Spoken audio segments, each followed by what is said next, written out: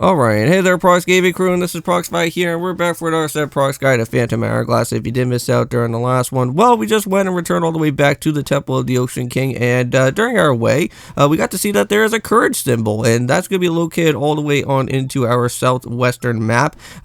Since we can't really go and do too much about with that, we are going to have to return back to Edo, because he does have the salvage arm that we do want to make sure to pick up with. Now, however, this particular mart was not really open to us since the very beginning of the game, but now it is, and this guy is like somewhat of the treasure collector guy. So basically, if you have any type of extra other ship parts, or if you have any other type of said treasure that you've been finding so far, such as like any of those type of trade items and whatnot that we've been looking around on, like Beetle's boat and stuff, you can actually bring those over to him and he'll give you some rupees for that. And mind you, since there is going to be quite a different like spirit gems and other type of specialized customizable ship parts that we're going to have to go and spend, some of those are going to be costing like quite a bit of money, and we may possibly need quite a bit of some rupees just to make sure that we at least have enough, enough type of money that we do have to go and spend out on all those things here. And now, mind you, speaking about with customizable ship parts, I know that we do have some of them over here as well, so we are going to go and start trying to add them directly to our boat and just kind of make things a little bit more nice for what this boat is going to be, just so that we don't have to have like the basic type of boat parts that are going to be there. Kind of want to make sure that we at least have somewhat of a unique boat throughout our journey.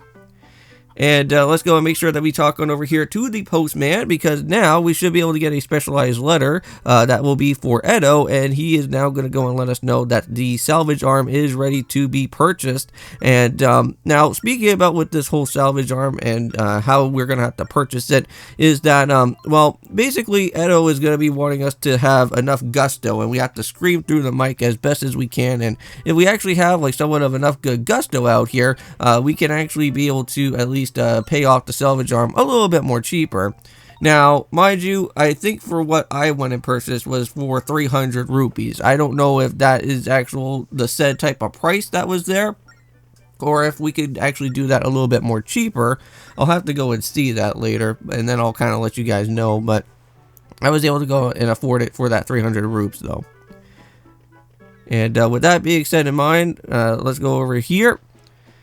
And while we are doing that, within these two videos for today, we are, of course, going to have to do some Persona 4 Golden. So if you guys do go and check it on that, we are going to have to go and start off with the midterms, the exams once again, just so that we can be able to get ourselves with a nice, good type of completion out there. I know that we've been doing pretty good so far throughout the final exams and other midterms that have been going on. So I'm pretty certain that when we go through this one again, we should be able to get that there. So, it'll say not bad. Yep, so there we go. We're going to have to pay it out now. And mind you, since we are going to have the salvage arm, there is going to be tons of other things that we could also go and do, such as searching for other different treasures with the actual said salvage arm here. I'm not going to really bother around within the treasure charts. I'll do that on my own set of time, and actually have another said type of episode guide that will be around within the Phantom Hourglass there. So for right now, we'll just kind of continue onwards with what we need to do with the main game, and that's basically about it. So here's the little mini game, of course, for what the salvage arm is going to be. And just like how the boat is, again, this does actually have somewhat of a healing type of factor as well, or a health gauge around within our time. And if you are hitting all the different octo mines, and if you do actually lose out on your salvage arm, the repair guy, the one that actually does all the different boat parts that you can do in customization with, he'll be able to go and repair up your boat for you. But it will cost you with some rupees, so just be aware of that. And I don't think you really want to be injuring yourself from all those different octo mines all the time, so be a little bit careful. You do actually have somewhat of like going fast or slow between the way of how you rise the actual said salvage arm around. But here we go. We got one of these big type of enemies out here. They kind of feel almost a little bit like the big octos, I want to say back in like Wind Waker, if you guys may probably recall. Because I know that in Wind Waker, normally you were able to use like your boomerang, or you're able to use, I think you were able to use your arrows as well too, for some of those different fights, same with the cannon. But here for this type of fight, I'm pretty much certain that there is no other type of way to go and hit the eyeball, so you have to go and use the cannon for this one. So right now we went and used all of our cannons for that, so now we can actually be able to move all the way directly towards into Molita Island and do some exploration from here. Now we are going to have to go back to the old Wayfarer spot. If you guys vaguely remember from the last time, this is where we were able to drop on down and get ourselves with a specialized treasure for that. I think that could have been from for a spirit gem or something around there. I know that previously, like the first type of Wayfarer area that we had to go for was looking for the shovel, which now we do have at this point. And if you guys are curious about what the next type of upgrade that we are going to have to go and find over at the said Courage, well, the Temple of Courage that's going to be going on there, we are going to have to be on the lookout for a said bow and arrow, which that will give us a lot of nice, good specialized goodies for returning back to some of the other previous areas.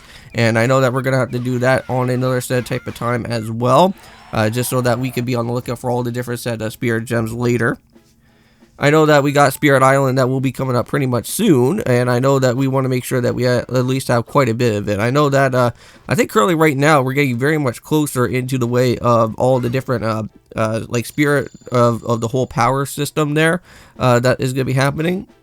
Because I know that by the time that we start heading off into here, the Temple of Courage, I know that there is going to be quite a bit of some different power gems that we can go and find. And now heading on down directly on over here into this way, there's going to be a lot of these other different type of laser beams that are going to be here. I think there's like 3 of these type of said statues, and you want to make sure that you line up all of these guys all directly to where the eyeball is going to be. And now for this one here, you will actually have to use the boomerang for it as well. So now we can finally be able to open up with this said eye door here and take us right on over to the Temple of Courage now.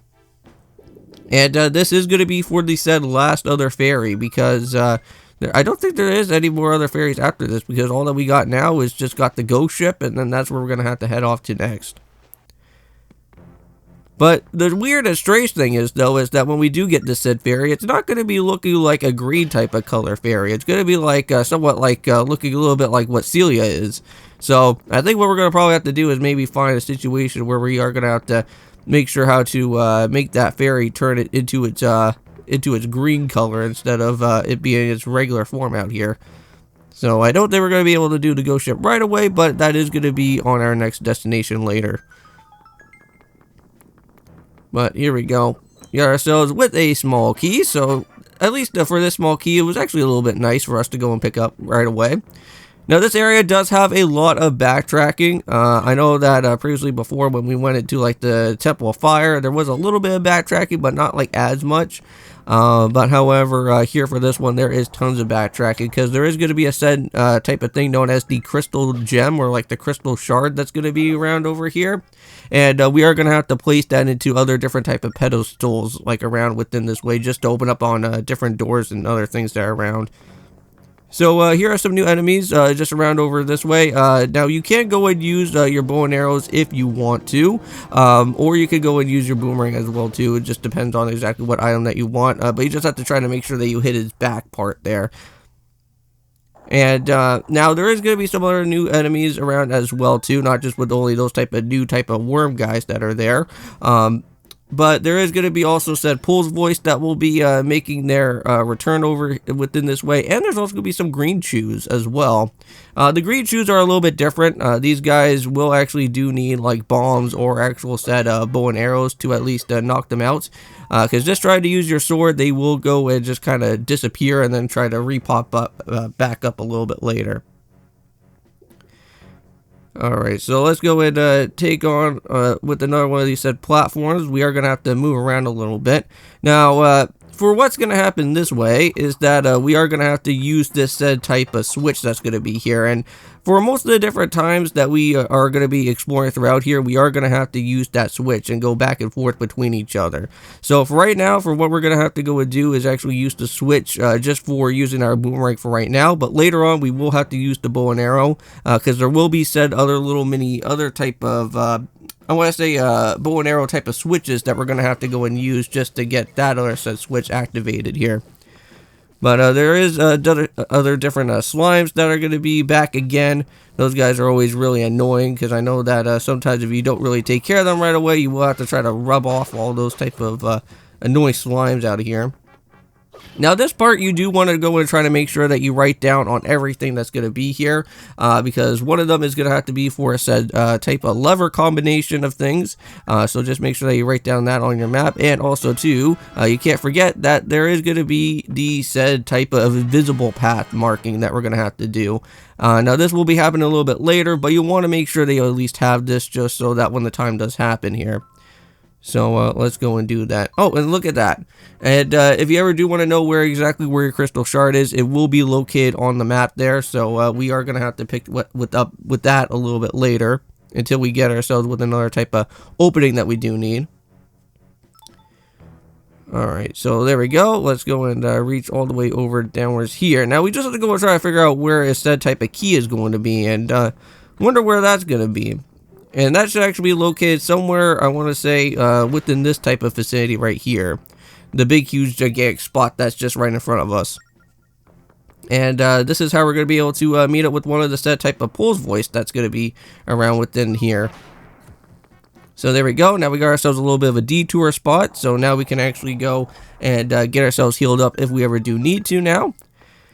So now all we have to do is just try to make sure that we scream on into the mic, make sure that this guy gets himself a little bit stunned over there, and then just like that, we got ourselves with another small key. Alright, so now we can go and move upwards here, and I believe this is where we are going to have to, I think, potentially start using the switch combination here, I think.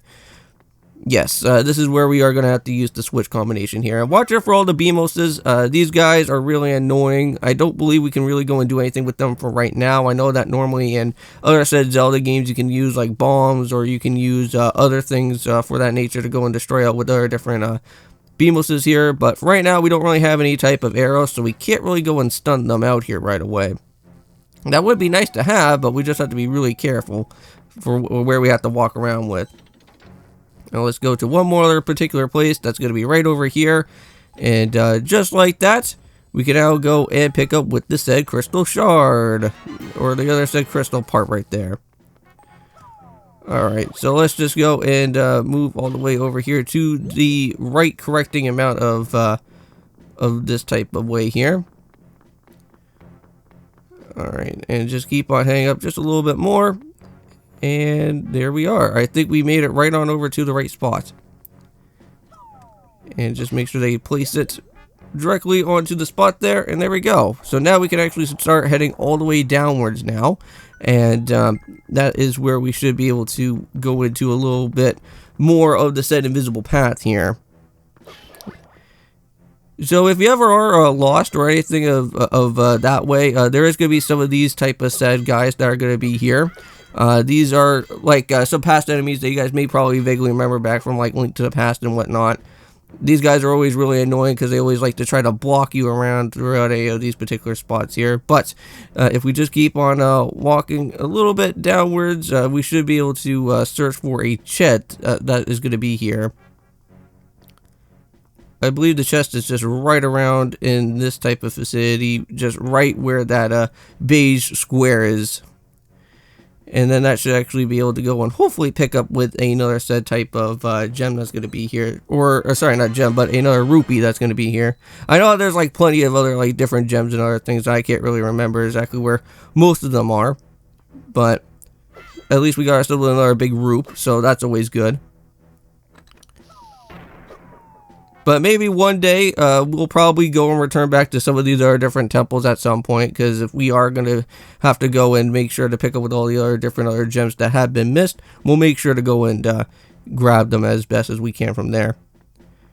Alright, so now what we're going to have to do is just kind of just make a little bit of a turnaround over here, and just be very cautious for where you're walking, because I know that again, we don't really have any other type of set enemy that is going to be showing up anymore. But, however, we now do have a specialized chest right here, and that will now give us the bow and arrow. So, very nice. Now we can be able to do whatever we need to within the bow and arrow here. Now, you will actually have a set of 20 arrows. That will be our max that we can go and do. So, that's a little bit better than what we actually have for what the bombs are. But later on, we will get, like, upgrades and other things as well. So, we'll make sure to get those guys all boosted up. So, now we got ourselves a little bit of a bridge, and one of these guys are back again, huh? I want to say, like I want to try and remember what those actual enemies are, because like I know that we've seen them before in other previous places, and it may probably come back to me at some point, because I remember what like most of the different type of Zelda enemies are, but it's just that I forget about that one there. All right, so let's just keep on moving downwards over to directly over here now, and just be careful for these guys again. Now, mind you, you can also go and use your bow and arrows as well for those guys, or you can just go and do something else.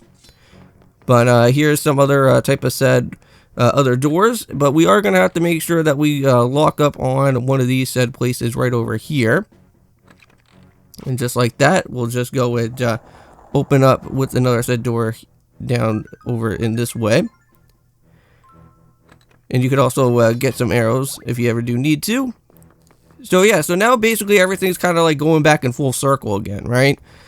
So now since we already got that area opened up now, we can now go and pick up with the shard. That door will get locked up now.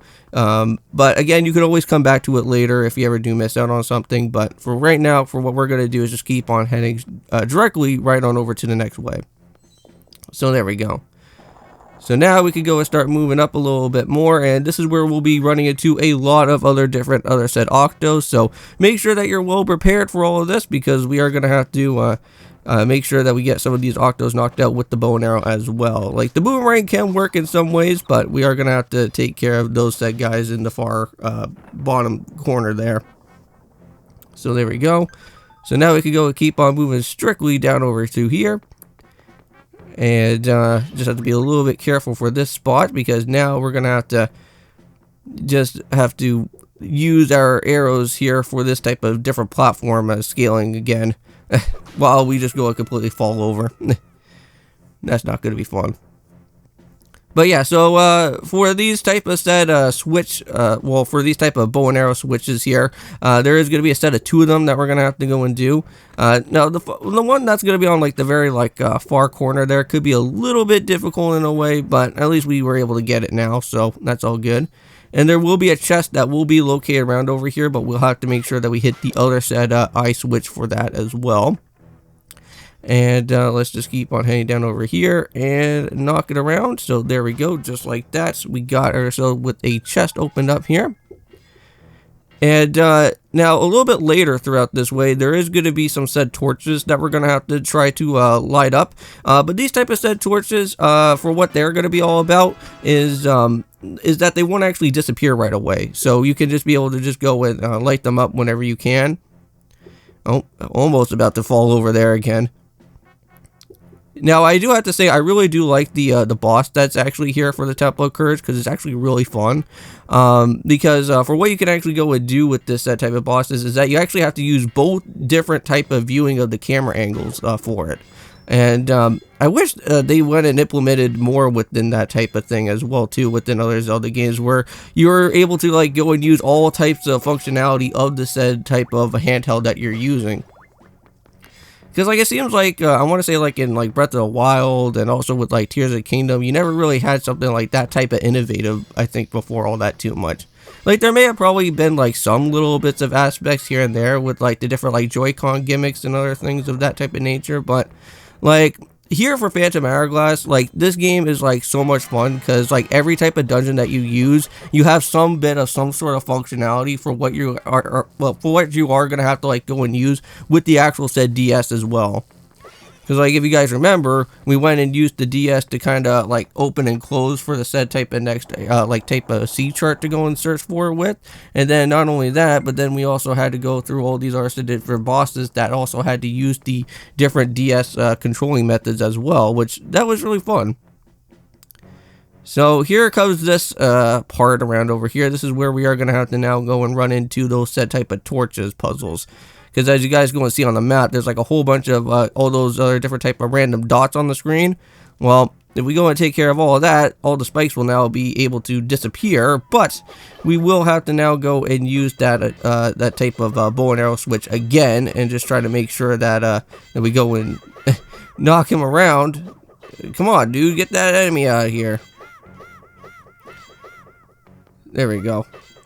Now we could go and actually use the bow and arrow from here, and also use the boomerang, because the boomerang is something pretty nice for these type of guys here, because I know that we can't really go and use our sword anymore now.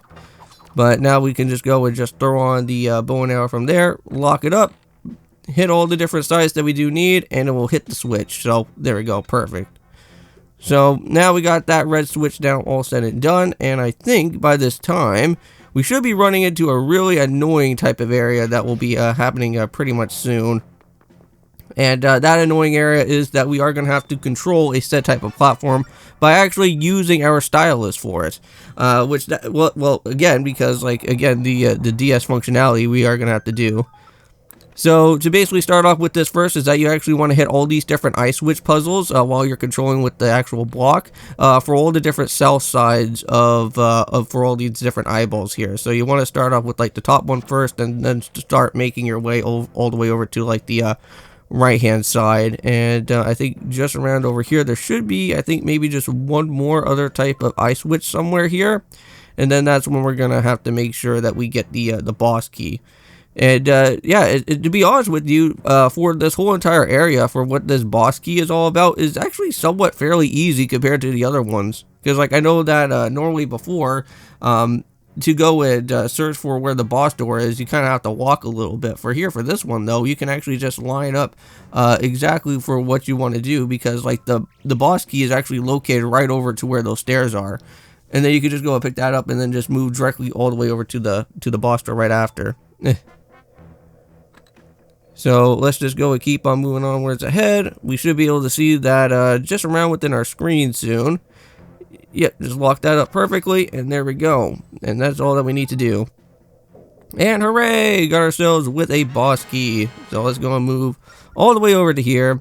And just like before with all the other different dungeons that we went to from the last time, there will be a set type of blue teleporting area, so that we will be able to go and be able to head back if we ever do need any other type of potions or anything of that type of nature. But I know that we already have like 2 potions so far that we hardly ever went ever away to use, so that's always really nice. Alright, so now, around over in the backside over here, what you may possibly want to remember, is that there is an actual said type of chest that we could go and grab, and this will be for another said type of spirit gem as well, and I believe this is also going to be for another said power gem too. So I think by this point now, because like I think before we had like originally like 7 or 8, I think by this time now we should at least have about 10 or something of that. And there we go, got still with another one of those courage gems. So I was wrong about that, not the spirit gem for the power, but it is for the courage. But it is some sort of gem though. And here we go, and now we're gonna have to battle with the boss. This is gonna be with Cyrac here. I think this was his name, or Crayk, I think. Yeah, it's gonna be with Crayk. And the reason why that for why his name is Crayk is because we are gonna have to basically crack his shell to at least go and expose out what his weakness is gonna be. So what we're going to have to do is actually use the other said screen while he's around, and just kind of make sure that you exactly point it out to exactly where he's going to be, and there we go. And just like that, before we got ourselves hit, now we just have to go and hit with all those different purple gems there. Now mind you, you can also go and use the arrows if you want, but for us to make things go by a little bit faster is that we are going to just use the sword as we go around. So we broke up the whole entire shell, and now all we have to do now is just make sure that we hit that blue type of spot right there around where he's going to be at.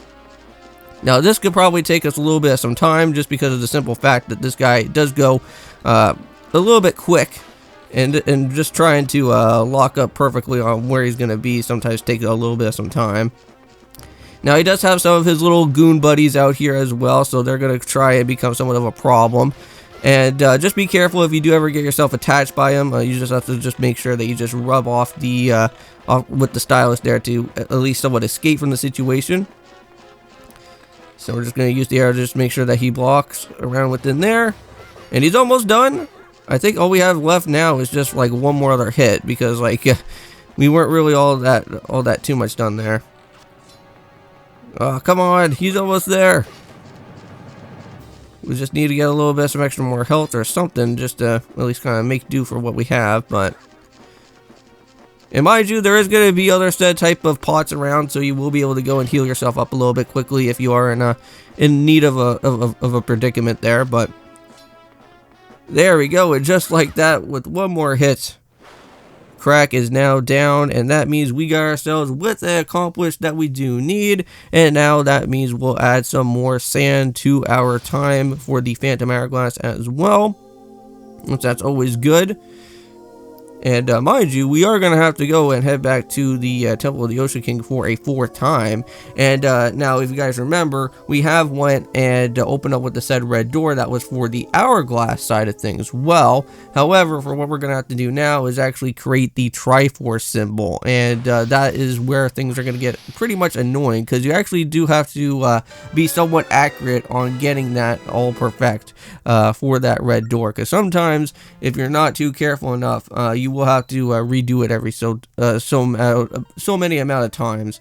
And I think for what I have heard is that there is an actual said time limit, or a said actual attempt limit for how many times they have to go and use the Triforce thing, and then at some point you will have to restart the whole entire process again, which that's not fun.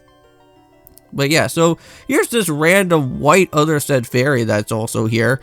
So it looks like Celia kind of has like a twin sister or something out here.